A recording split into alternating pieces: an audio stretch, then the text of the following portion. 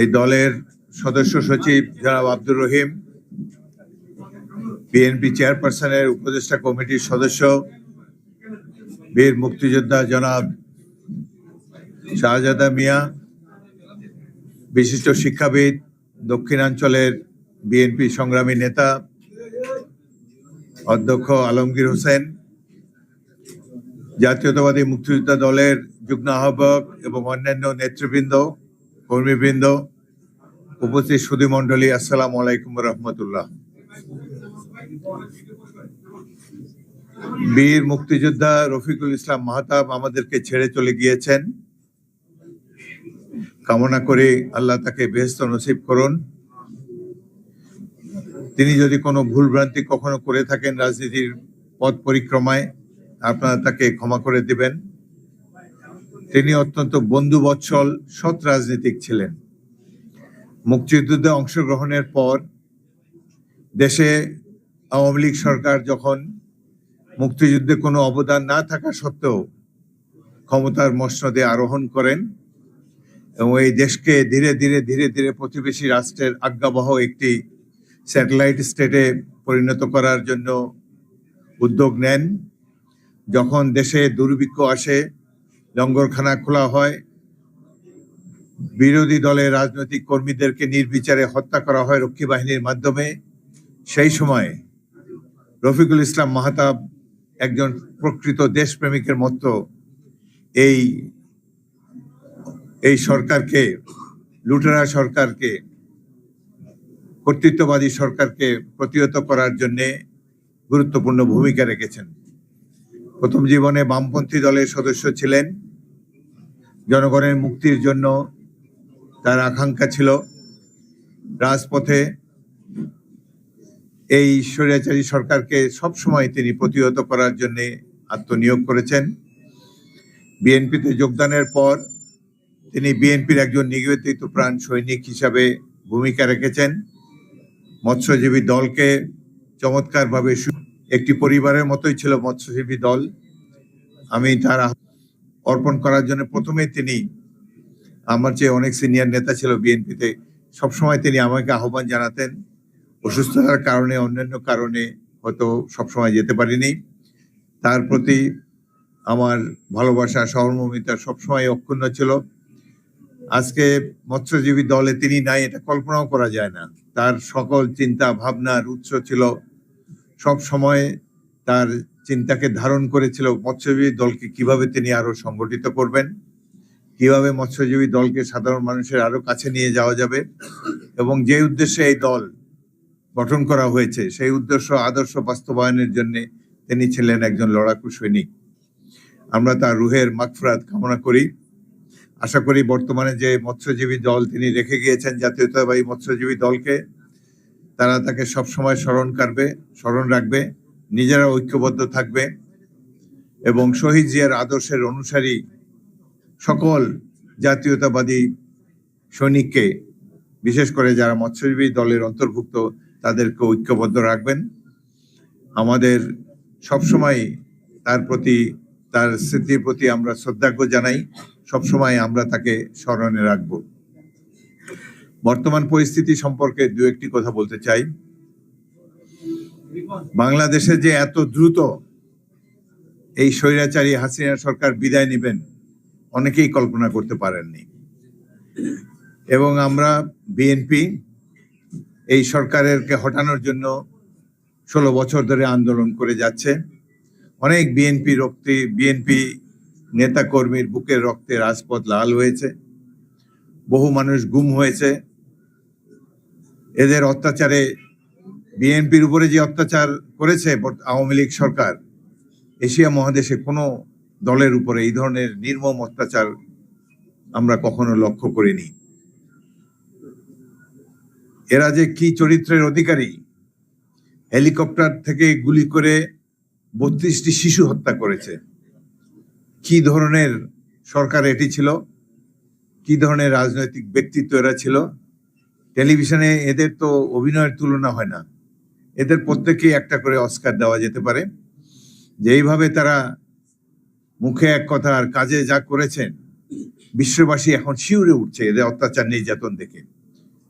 আমরা যদি আরো 10 বছরও সংগ্রাম করতাম, এই স্বৈরাচারী সরকারকে, যারা সেনাবাহিনীর অস্ত্র নিয়ে, মারণাস্ত্র নিয়ে নিরস্ত্র মানুষের উপর ঝাঁপিয়ে পড়ে, এদেরকে সরানো তো সম্ভব ছিল না। এদেরকে সরিয়েছেন স্বয়ং আল্লাহ রাব্বুল আলামিন। আল্লাহ ধর্মগ্রন্থে নির্দেশ দিয়েছেন সবাইকে সীমা লঙ্ঘন না করার জন্য। আওয়ামী লীগ সীমা লঙ্ঘন করেছে, শেখ হাসিনা সীমা লঙ্ঘন করেছেন, সেই জন্যই তাদের উপরে আল্লাহ রাব্বুল আলামিন এই গজব নাজিল করেছেন। কত বড় বড় ভাষা ছিল, এখন খুঁজে পাওয়া যায় না। টেলিভিশনে কত রকমের, পাখির নামে যার নাম ছিল সেই সাধারণ সম্পাদক কত বড় বড় কথা বলেছে। শেখ হাসিনা নাকি পালায় না, এখন কোথায় পালায় না? এরকম একজনই আছে, বেগম খালেদা জিয়া। সুখে দুঃখে আপদে বিপদে দেশের মানুষের পাশেই থাকেন। বিদেশে তার কোনো আশ্রয়স্থল নাই, বাড়ি গাড়ি নেই। এদের ভূমি মন্ত্রী লন্ডনই তো 300 বাড়ি আছে। সুতরাং এরা পালাবে না, কারা পালাবে? এরা ঘটনার অনেক আগে পালিয়ে গিয়েছে। সবাই তো বুঝতে পারে যে সামনে কি আসছে। আমাদের প্রতিবেশী রাষ্ট্রের মদদে এই সরকার টিকেছিল। বাংলাদেশকে বানিয়েছে একটি পুলিশি রাষ্ট্র। এটা যে পুলিশি রাষ্ট্র তার প্রমাণ হলো 5ই আগস্টের পর যারা সেনানিবাসে আশ্রয় নিয়েছে, তার মধ্যে 622 জন লোক আশ্রয় নিয়েছে সেনানিবাসে, 487 জনই পুলিশ কর্মকর্তা। এরা প্রত্যেকে খুনি, নিরীহ মানুষকে, রাজনৈতিক কর্মীকে, ছাত্র ছাত্রীদেরকে হত্যা করে ক্যান্টনমেন্টে গিয়ে পালিয়েছে। 5 জন বিচারপতি পালিয়েছে। ওই যে গানে ভাষা আছে না, বিচারপতি তোমার বিচার করবে যারা আজ জেগেছে সেই জনতা। জনতা জেগেছে, বিচারপতিরা ভেগেছে, ক্যান্টনমেন্টে গিয়ে আশ্রয় নিয়েছে। এরা কিসের বিচারপতি? এগুলা দুর্বৃত্ত, অন্যায় করেছে, সেই জন্য ওখানে গিয়ে পালিয়েছে। বাকি বিচারপতিরা তো যায় নাই। বাকি বিচারপতিরাও মাশাআল্লাহ আওয়ামী লীগের কালো কোট পরেই রাজনীতি করেছে, এক সময় পুরস্কার হিসাবে বিচারপতির পদ অলংকৃত করেছে। এখন এমন একটি বিপ্লবের কথা আপনারা বইতেই পড়েছেন, আমরাও বইতে পড়েছি। আজকে বাংলাদেশের জনগণ ভাগ্যবান, চোখের সামনে একটা বিপ্লব দেখতে পেয়েছে। আমিও নিজকে ভাগ্যবান মনে করি, 2 বার স্বাধীনতা যুদ্ধে অংশ নিতে পেরেছি। একবার 71 সালে শহীদ জিয়ার নেতৃত্বে, দ্বিতীয়ত বিএনপির নেতৃত্বে এই 16 বছরের আন্দোলন সংগ্রামে সবসময় জনতার সাথে ছিলাম। এবং সর্বশেষে ছাত্রদের নেতৃত্বে যেই তুমুল আন্দোলনের শেষ পর্যায়ে, চূড়ান্ত পর্যায়ে যখন ছাত্রদের পাশাপাশি তাদের পিতামাতারা, সাধারণ মানুষ আত্মনিয়োগ করেছে, তখনও তাদের সাথে ছিলাম। আমি মৎস্যজীবী দলের প্রায় 500 কর্মী কারাবরণ করেছে। আমার পিছনে বসা আছে এই চূড়ান্ত আন্দোলনে যারা পুলিশের গুলিতে গুলিবিদ্ধ হয়েছে, সেই ধরনের তরুণেরা, মৎস্যজীবী দলের সদস্যবৃন্দরা। তাদেরকে সবাইকে কৃতজ্ঞতা এবং অভিনন্দন জানাই। তাদের এই ত্যাগের ফলেই আজকে দেশ স্বাধীন হয়েছে। বর্তমানে যে সরকারটি ক্ষমতায় রয়েছে, এটি নাম যদিও অন্তর্বর্তীকালীন সরকার, প্রকৃতপক্ষে এটি একটি বিপ্লবী সরকার। জনগণের সফল বিপ্লবের মাধ্যমেই এই সরকার বর্তমানে দায়িত্বে রয়েছে। প্রধান উপদেষ্টা প্রফেসর মোহাম্মদ ইউনূস দেশের গৌরব। তিনি শুধু বাংলাদেশে নয়, সারা বিশ্বে অত্যন্ত সুপরিচিত ব্যক্তি, নোবেল লরিয়েট। তাকে শেখ হাসিনার সরকার পদ্মা ব্রিজ থেকে নিচে ফেলে দেওয়ার সংকল্প ঘোষণা করেছিলেন। এখন ফেলে দেওয়ার মতো সুযোগ পান নাই। এখন তিনি কোন নদীতে তাকে জনগণ ফেলে দিবে তার অপেক্ষায় রয়েছে। ভারত সরকার অনুরোধ করব, দ্রুত এই খুনি সরকারের প্রধানকে বাংলাদেশে ফেরত পাঠিয়ে দেন। আপনারা যদি বাংলাদেশের সাথে বন্ধুত্ব চান, জনগণের সাথে বন্ধুত্ব চান, যারা বাংলাদেশের সমাজ দেখে গভীর ক্ষত সৃষ্টি করে গিয়েছে, যারা হাজার হাজার মানুষকে হত্যা করেছে, এখনো শহীদদের প্রকৃত সংখ্যা আমরা জানতে পারি নাই। এমনকি সেনানিবাসে যে 622 জন রয়েছে, কারা রয়েছে তাদেরও নাম ঠিকানা আমরা জানি না। আমি 1971 সালে আরো 24 জন কর্মকর্তার সাথে ইস্ট বেঙ্গল রেজিমেন্টের আমরা 25 জন officer, major Ziaur Rahman, major Shafiullah, major Khaled মোশাররফের নেতৃত্বে আমরা 25 জন বিভিন্ন 5টি ক্যান্টনমেন্টে পাক সরকারের বিরুদ্ধে বিদ্রোহ করে মুক্তিযুদ্ধ শুরু করি এবং আমরাই বাংলাদেশ সেনাবাহিনী সৃষ্টি করি। এদের অনেকেই পরলোক গমন করেছেন এবং বাংলাদেশ সেনাবাহিনীর প্রতিষ্ঠাতা, অন্যতম প্রতিষ্ঠাতা হিসাবে আমি সেনাপ্রধানকে অনুরোধ করব, এই 622 জনের নাম তালিকা আপনি ঘোষণা করুন। এই ধরনের দুর্বৃত্তদের অভয়ারণ্য তো সেনানিবাস হতে পারে না। মুক্তিযুদ্ধের মাধ্যমে এই সেনাবাহিনী গঠিত হয়েছে, জনগণ গঠন করেছে এই বাহিনী, হাজার হাজার ছাত্র যুবক। আমরা ইস্ট বেঙ্গল রেজিমেন্টে অল্প কিছু ছিলাম, কিন্তু সারা দেশবাসী, হাজার হাজার যুবক, ছাত্র যুবক, বিভিন্ন পেশার মানুষ এই মুক্তি বাহিনীতে যোগ দিয়েছে। জীবন দিয়ে অনেক ত্যাগের বিনিময়ে আমরা স্বাধীনতা পেয়েছি। সুতরাং মহান মুক্তিযুদ্ধের মাধ্যমে যে সেনাবাহিনী গঠিত হয়েছে, আমরা আশা করব এই সামরিক বাহিনী সবসময় জনগণের পাশে থাকবে। বিগত আন্দোলনের চূড়ান্ত পর্যায়ে সেনাবাহিনী প্রধান এবং তরুণ অফিসাররা তারা যে বলিষ্ঠ ভূমিকা রেখেছে, তারা বলেছে যে বাংলাদেশের জনগণের উপরে আমরা গুলি চালাতে পারি না, এবং এই স্বৈরাচারী সরকারকে উৎখাত করার জন্য আমি বাংলাদেশ সেনাবাহিনী এবং সামরিক বাহিনীকে অভিনন্দন জানাচ্ছি। কিন্তু এখনো দেশ গড়ার অনেক কাজ বাকি আছে। প্রফেসর ইউনূস এদেশের বীর সন্তান, তিনি সারা বিশ্বব্যাপী বাংলাদেশের মুখ উজ্জ্বল করেছেন। বাংলাদেশের আন্তর্জাতিক ফেস হলো প্রফেসর ইউনূস। তাকে পতিত সরকার অনেক হেনস্থা করেছে, সুতরাং তিনি একটি বিপ্লবী সরকারের নেতৃত্ব দিতে যাচ্ছেন। তার এই অভিজ্ঞতা অতীতে ছিল না, তিনি ছিলেন বেসিক্যালি শিক্ষক। এই আন্দোলনে সরাসরি অংশগ্রহণ করেছেন আইনমন্ত্রী জনাব আসিফ নজরুল, বারবার নির্যাতিত হয়েছেন আরেকজন উপদেষ্টা আদিলুর রহমান। বাকি যারা উপদেষ্টা আছেন তারা দেশের কৃতি সন্তান, কিন্তু অনেকের মধ্যে বিপ্লবী চরিত্র নাই।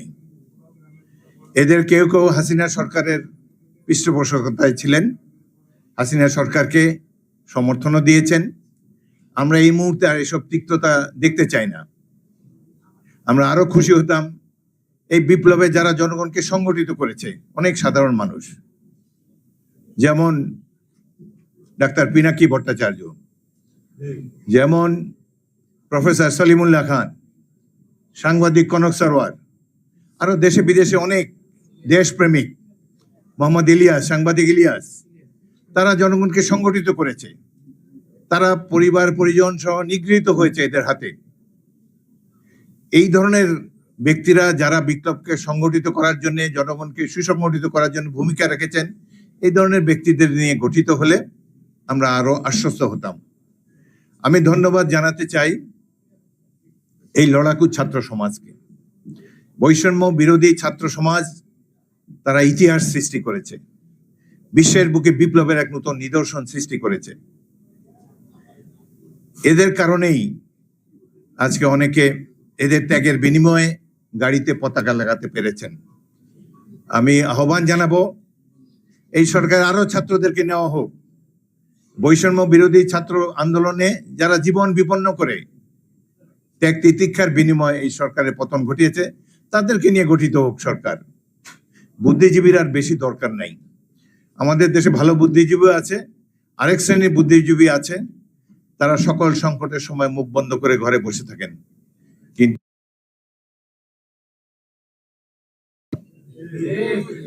এরা দেশের কোন সংকটে এদেরকে পায় নাই। 1971 মুক্তিযুদ্ধে অল্প কয়েকজন ছিলেন। শিক্ষক সমাজে দেখেন সব জায়গায়, বিভিন্ন বিশ্ববিদ্যালয়ে, আমি ঢাকা বিশ্ববিদ্যালয়ের ছাত্র ছিলাম, তখনকার শিক্ষকরা ছিলেন দেবতুল্য মানুষ। এখন শিক্ষকদের মধ্যে অনেক দুর্বৃত্ত আছে, যাদের শিক্ষক হওয়ার একাডেমিক যোগ্যতা নাই, কারচুপি করে, যেমন সরকার কারচুপি করে সংসদে বসে রাষ্ট্র ক্ষমতায় আসে, একইভাবে বিভিন্ন বিশ্ববিদ্যালয়ে তারা ভোটার নিয়োগ দিয়েছে, শিক্ষক নিয়োগ দেয় নেই। দলবাড়ি করার জন্য অযোগ্য, অশিক্ষিত, স্বল্প শিক্ষিত মানুষকে, যাদের শুধু সার্টিফিকেট আছে, জ্ঞান গম্যি নাই, তারা বিভিন্ন শিক্ষক নেতা সেজে বসেছেন। এই সরকারকে আমরা সময় দিতে চাই। বিএনপির পক্ষ থেকে আমাদের মহাসচিব, শীর্ষ নেতা তারেক রহমান, অন্যরাও বলেছেন আমরা এই সরকারকে সময় দিতে চাই, তবে একটা যৌক্তিক সময় আমরা দিতে চাই। এই দেশে তো গণতন্ত্রকে পুনঃপ্রতিষ্ঠিত করতে হবে। গণতন্ত্রকে প্রতিষ্ঠিত করতে হলে নির্বাচনের কোনো বিকল্প নাই। অতি অল্প সময়ের মধ্যে আপনারা অবিলম্বে রোডম্যাপ ঘোষণা করুন এবং একটা যৌক্তিক সময়ে একটি নির্বাচন দিয়ে জনগণের প্রতিনিধিদেরকে রাষ্ট্রের দায়িত্বভার গ্রহণ করার সুযোগ করে দিন। এটাই আমরা চাই। রোডম্যাপ ঘোষণা করতে কোনো আপত্তি থাকার কথা নয়। আর একটি কথা প্রধান উপদেষ্টা বলেছেন, তাকে ছাত্ররা নিয়োগ দিয়েছেন, তাকে দেশবাসী নিয়োগ দিয়েছে।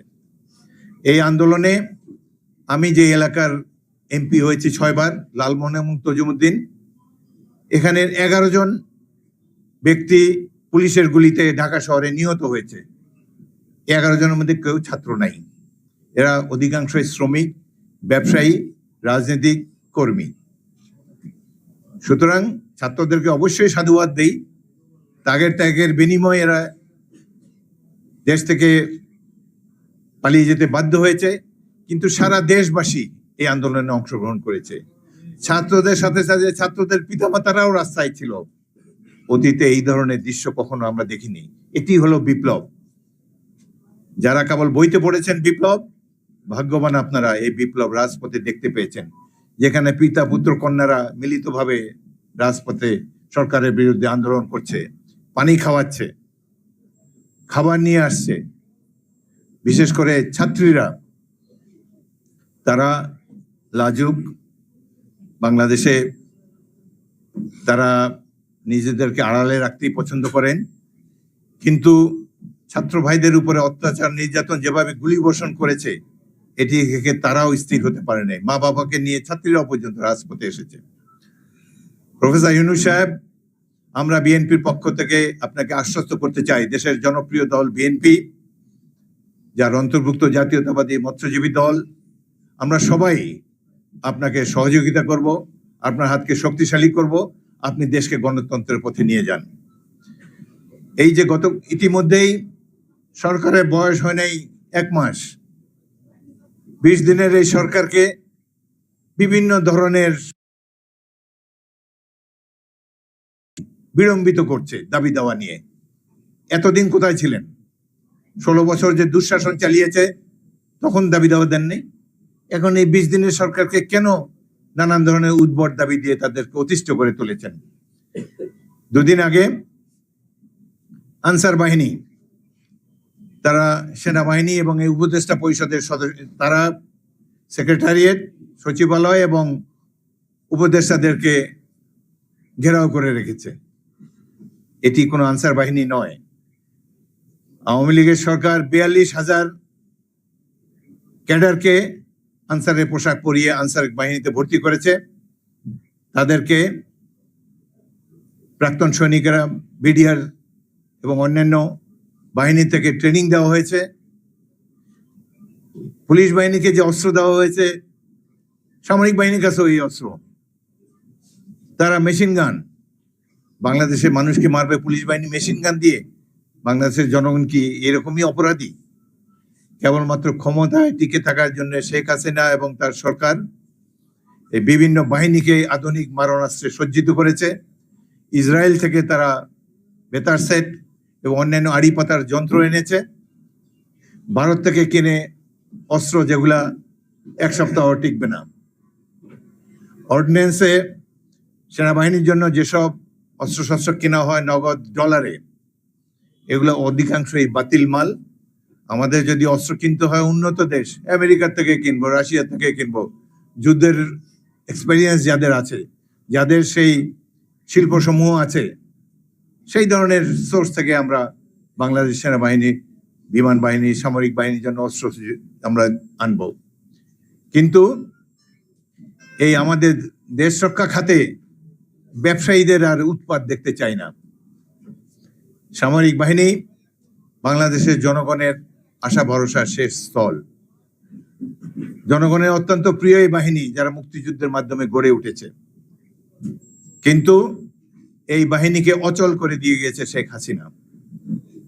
মিয়ানমার এসে গুলি করে আমাদের সীমান্তে উকিয়াতে মানুষ মেরে চলে যায়।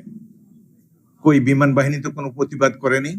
আমাদের তো হেলিকপ্টার আছে, তারা তো আরাকানে গিয়ে ওখানে 10 জনকে হত্যা করে তাদের এই আগ্রাসনের জবাব দিতে পারেনি। এই সেনাবাহিনী খালি ব্রিজ বানাবে আর বন্যার্থদের সাহায্য করবে। তাদের মিলিটারি ট্রেনিং এর কি অবস্থা? আমরা যদি সুষ্ঠু নির্বাচনের মাধ্যমে জনগণ যদি বিএনপিকে দায়িত্ব দেয়, আমরা পুরা জাতিকে মিলিটারি ট্রেনিং দিয়ে সৈনিকে পরিণত করব। কোনো প্রতিবেশী রাষ্ট্র যাতে আমাদের দিকে রক্তচক্ষু না দেখাতে পারে, আমরা যাতে কারো আগ্রাসনের শিকার না হই, সেই জন্য আমরা সিটিজেন আর্মি গড়ে তুলব। ছাত্ররা বছরে 2 মাস ট্রেনিং দিয়ে, বেসিক সামরিক ট্রেনিং দিয়ে, তারপর আবার ছুটি শেষ হলে আবার যে শিক্ষা প্রতিষ্ঠানে গিয়ে পড়াশোনা করবে। আমরা উন্নয়নশীল রাষ্ট্র, আমরা আমাদের আগ্রাসী কোনো পরিকল্পনা নাই। আমাদের প্রধান সংগ্রাম হলো দেশের মানুষের জীবনে স্বাচ্ছন্দ্য আনা। আমরা চাই, আমরা যারা শহীদ জিয়ার অনুসারী, আমরা সাধারণ মানুষের পাশে সকল সংগ্রামে থাকব, সাধারণ মানুষের জীবনমান উন্নয়নের জন্য উদ্যোগ গ্রহণ করব। বর্তমানে দ্রব্যমূল্য আওয়ামী লীগ সরকারের দুর্নীতির কারণে মানুষের ক্রয় সীমার বাইরে চলে গিয়েছে। আমরা আবার প্রত্যেকটি নিত্য প্রয়োজনীয় দ্রব্যকে যাতে সাধারণ মানুষের ক্রয় সীমার মধ্যে থাকে, সেজন্য আমরা উদ্যোগ গ্রহণ করব। এটি হলো বিএনপির নীতি। আমরা অর্থনৈতিক উন্নয়ন চাই। আর একটি হলো যারা লুটেরা বাংলাদেশকে ফোকলা করে দিয়ে গেছে, অর্থনীতিকে, যারা হাজার হাজার কোটি টাকা লুণ্ঠন করে বিদেশে পাঠিয়েছে। কোটি টাকা তো বিরাট টাকা ছিল। কোটিপতি মানে তো 1 কোটিপতি তো বিরাট সম্মানের অধিকারী আমরা ভাবতাম। এখন দেখি ছাত্র নেতাদেরও হাজার হাজার কোটি টাকা।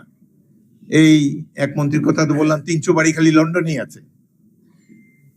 প্রধানমন্ত্রীর, অবৈধ প্রধানমন্ত্রী, বিনা ভোটের প্রধানমন্ত্রীর পিয়নেরও 400 কোটি টাকা। পিয়নও হেলিকপ্টারে চড়ে। আমরা যাবো কোথায়? আমরা তো লঞ্চে যাই এখনো। 6 বার এমপি হয়েছি, 2 বার মন্ত্রী হয়েছি, লঞ্চ ছাড়া তো গতি নেই। এরা কিভাবে হেলিকপ্টারে চড়ে? এই আওয়ামী লীগ দুর্নীতির প্রতিশব্দ।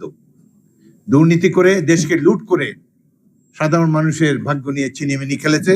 সেই জন্য আল্লাহর তরফ থেকে তাদের উপরে এই গজব এসেছে। মৎস্যজীবী দলের আমাদের সভাপতি সাহেব বলেছেন আজকে সবার, আমাদের জলসীমার মধ্যে, টেরিটোরিয়াল ওয়াটারের মধ্যে ভারতীয় ট্রলাররা এসে জোর করে মাছ ধরে নিয়ে যায়। আমরা সরকারকে অনুরোধ জানাবো কোস্টগার্ডকে আরো শক্তিশালী করতে, নৌবাহিনীকে আরো শক্তিশালী করতে, যেতে আমাদের জলসীমার মধ্যে আমাদের মৎস্য সম্পদের উপরে কেউ যেন ভাগ না বসাতে পারে। আমাদের এই জলসীমার মধ্যে যদি গ্যাস এবং তেল পাওয়া যায়, যেটি মিয়ানমার পেয়েছে, আমাদের প্রতিবেশী রাষ্ট্র, আমরাও ইনশাল্লাহ পাবো। সুতরাং আমাদের সম্পদ রক্ষা করার জন্য আমাদের শক্তিশালী সামরিক বাহিনী প্রয়োজন। এই সামরিক বাহিনী হাসিনার মতো দুর্বৃত্তকে ক্ষমতা রাখবে না। এই সামরিক বাহিনী হবে জনগণের সামরিক বাহিনী। তাদেরকে নির্দ্বিধায় আমাদের জনগণ রাজপথে যেন আলিঙ্গন করতে পারে। তাদের অস্ত্র কখনো যেন জনগণের দিকে তাক না করতে পারে। আমরা এখনো যারা জীবিত আছি এই সেনাবাহিনীর প্রতিষ্ঠাতা, আমরা আশা করবো এটি সত্যিকার অর্থে জনগণের সেনাবাহিনী হবে। জনগণের বিরুদ্ধে গেলে কোনো শক্তি বাংলাদেশে টিকতে পারবে না, যত বড় পাওয়ারফুল, যত অস্ত্র তাদের থাকুক। সুতরাং এই যে গত বিপ্লবের সাফল্যের পরপর বিচার বিভাগীয় একটা কু করার তারা চেষ্টা করেছে, সেটার সাথে গোপালগঞ্জের অস্ত্রধারীরা আরেকটা সমবেত হয়ে আরেকটি প্রতি বিপ্লব করার চেষ্টা করেছে। সর্বশেষ দেখলাম আনসার বাহিনীর নামে যুবলীগ, আওয়ামী লীগ, ছাত্রলীগের ক্যাডাররা পোশাক পরে, স্বেচ্ছাসেবক লীগ, অন্যান্য লীগ, এইসব লীগেরা পতিত সরকারকে পুনর্বাসিত করার জন্য তাদের ধৃষ্টতা সীমাহীন। সেনা এই একটা স্বাধীন দেশের গণ বিপ্লবের বিজয়ী একটি সরকারকে ঘেরাও করার জন্য তারা এই উদ্যোগ নিয়েছে। আমরা বিএনপির শীর্ষ নেতাদের সাথে পরামর্শ করে এ ব্যাপারে বিএনপির কি করণীয় সেটি আমরা শীঘ্রই স্থির করব। তবে বারবার আনসার বাহিনী, অন্যান্য পোশাকধারী বাহিনী বিদ্রোহ করবে, আর কেন বারবার ছাত্রদেরকে ডাকতে হবে?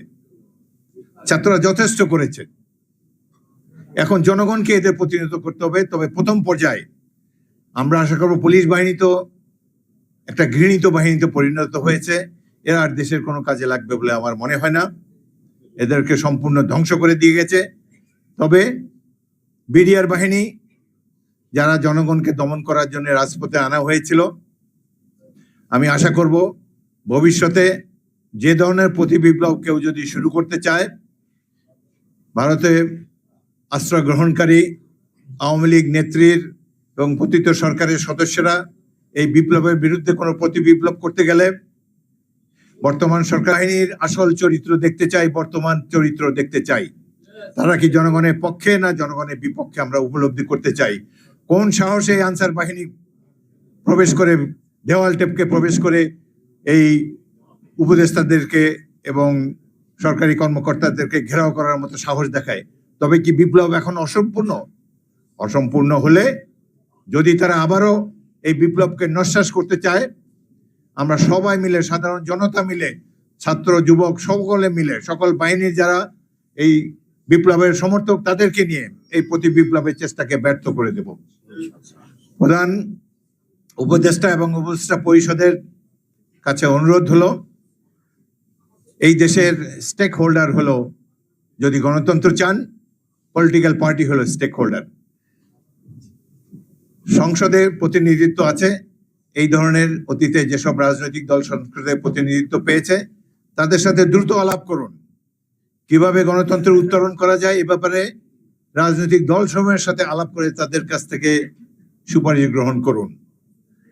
এই দেশ জনতার অংশগ্রহণের ফলে স্বাধীন হয়েছে 71 সালে। মহান মুক্তিযুদ্ধ ছিল সাধারণ মানুষের যুদ্ধ। এই যুদ্ধ শুরু করেছিলেন ঘোষণা দিয়ে মেজর জিয়াউর রহমান। আমরা 5টি ক্যান্টনমেন্টে ইস্ট বেঙ্গল রেজিমেন্ট ইপিআর বিদ্রোহ করে পাক বাহিনী মোকাবেলা করেছি।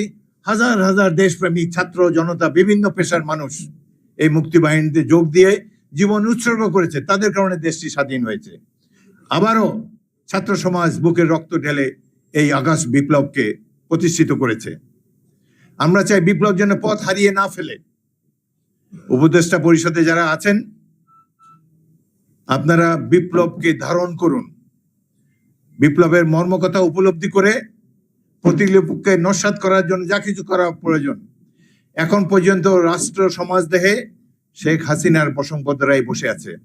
প্রত্যেকটা বাহিনীতে, বিশেষ করে পুলিশ বাহিনীতে এবং প্রশাসনে যারা এই 16 বছর এই অবৈধ সরকারকে টিকিয়ে রেখেছে তারাই রয়েছে। গণতন্ত্রের উত্তরণ করতে হলে 24 ঘন্টার মধ্যে এই নির্বাচন কমিশনকে বিলুপ্ত করেন। এরা তো জনগণের ইলেকশন কমিশন না। এই নির্বাচন কমিশন দিনের ভোট রাতে করেছে, একদিন আগে করেছে। নির্বাচনের দিন ঘুমায় প্রধান নির্বাচন কমিশনার। তিনি বলেছেন যে দুপুরবেলা দেখলাম যে 24% ভোট পড়েছে একটা নির্বাচনে। তো আমি একটা ঘুম দিলাম, ঘুম থেকে উঠে দেখি 55% হয়ে গেছে। নির্বাচনের দিন প্রধান নির্বাচন কমিশনার ঘুমায়। এই দেশে কিভাবে গণতন্ত্র আসবে? সুতরাং যদি গণতন্ত্র চান, গণতন্ত্র উত্তরণ করতে চান, আমার দৃঢ় বিশ্বাস বাংলাদেশের প্রতিটি মানুষ গণতন্ত্র চায়। আমরা প্রতিবেশী রাষ্ট্রের শাসনও চাই না, অন্য কোনো শক্তিরও শাসন চাই না, জনগণের শাসন চাই। জনগণ এই দেশের মালিক। যারা সরকারি অর্থে বেতন পান প্রত্যেকে এই কথা মনে রাখবেন, সাধারণ জনগণের অধিকার যেন কেউ আর ক্ষুণ্ণ করতে না পারে।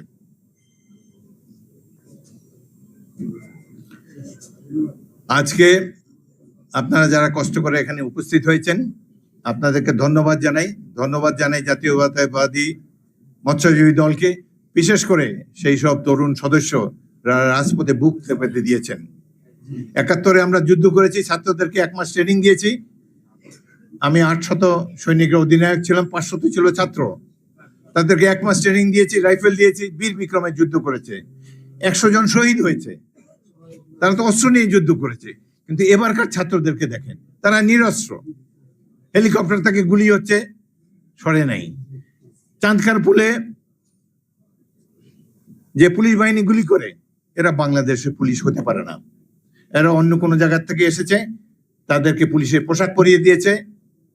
7.62 রাইফেল নিয়ে যেভাবে ছাত্রদেরকে গুলি করেছে, একজন পেশাদার সৈনিক ছাড়া এইভাবে কেউ গুলি করতে পারে না। সাধারণ মানুষের বুকে এরা এই দেশের সন্তান কিভাবে নিরীহ ছাত্রদের উপর এইভাবে গুলি চালালো? এত নির্দয় এদেশের বাহিনী সমূহ, এরা নিশ্চয়ই বাংলাদেশ না, এদেরকে অন্য কোনো জায়গা থেকে আমদানি হয়েছে। আমরা এই দুঃসম্পর্কের অবসান চাই, এই বিপ্লব সফল পরিণতির দিকে যাক, এটাই আমরা চাই। প্রফেসর ইউনূস, আপনি আমাদের গৌরব, আপনি শক্ত হন, নিজেকে দুর্বল ভাববেন না। জনতা, বাংলাদেশের জনগণ আপনাদের সাথে আছে। সুতরাং কোন দুর্বৃত্ত যেন আর বাংলাদেশকে অধিকার করতে না পারে, সেজন্য আপনারা ভূমিকা রাখবেন। বিপ্লবী চরিত্র গ্রহণ করে বিপ্লবীর মতো বাংলাদেশের জনগণকে সেবা করবেন, এটাই আমরা আশা করি। অসংখ্য ধন্যবাদ। আল্লাহ হাফেজ।